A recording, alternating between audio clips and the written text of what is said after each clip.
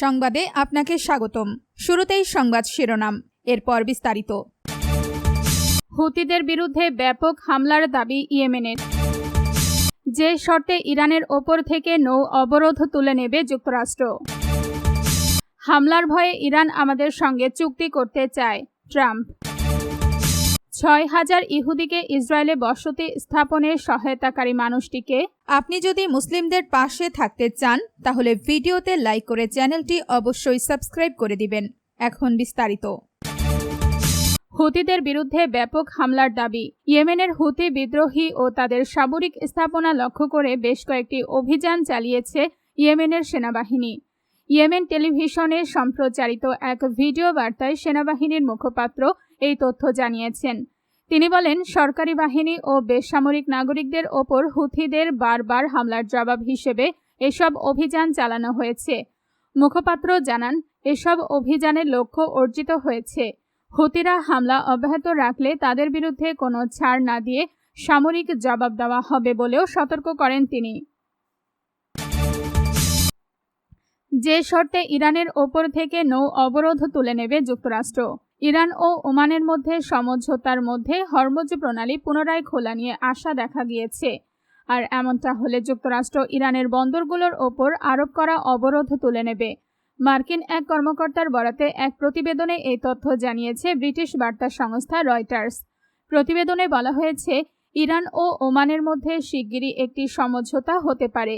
এই সমঝোতার মাধ্যমে হরমুজ প্রণালী আবার খুলে দেওয়া এবং স্বাভাবিক বাণিজ্য জাহাজ চলাচল শুরু করার পথ তৈরি হবে বলে আশা করছে ওয়াশিংটন। ওই মার্কিন কর্মকর্তা বলেন, হরমুজ প্রণালী নিয়ে ওমান ও ইরানের মধ্যে অগ্রগতি হয়েছে। আমরা আশা করছি শিগগিরই একটি চুক্তি হবে। হামলার ভয়ে ইরান আমাদের সঙ্গে চুক্তি করতে চায়, ট্রাম্প। মার্কিন সংবাদ মাধ্যম পাঞ্চবোল নিউজকে দেওয়া এক সাক্ষাৎকারে বিশ্ব ও মার্কিন রাজনীতির বিভিন্ন বিষয়ে খোলামেলা কথা বলেছেন যুক্তরাষ্ট্রের প্রেসিডেন্ট ডোনাল্ড ট্রাম্প। সাক্ষাৎকারে ইরান চুক্তি, মার্কিন মধ্যবর্তী নির্বাচন, চীন ও প্রযুক্তির আধিপত্য সহ নানা গুরুত্বপূর্ণ ইস্যু উঠে এসেছে। ইরান প্রসঙ্গে মার্কিন প্রেসিডেন্ট দাবি করেন, তেহরান যুক্তরাষ্ট্রের সঙ্গে একটি চুক্তি করার জন্য প্রস্তুত রয়েছে। তিনি বলেন, ইরান আমাদের সঙ্গে একটি চুক্তি করতে চায়। তারা চায় না আমরা তাদের ওপর হামলা চালাই।